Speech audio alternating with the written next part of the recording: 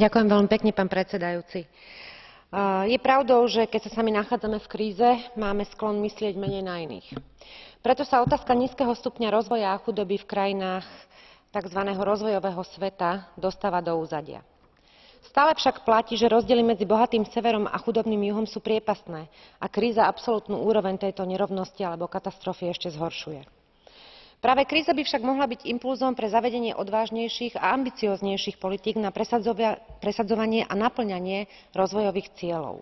V čase, kedy sú vyčerpané rozpočty členských štátov Únie, by sa malo viac tlačiť na alternatívne zdroje financovania rozvoja.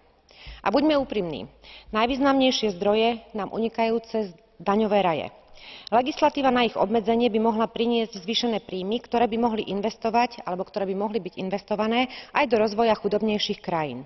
To isté platí aj o výnose z dane z finančných transakcií.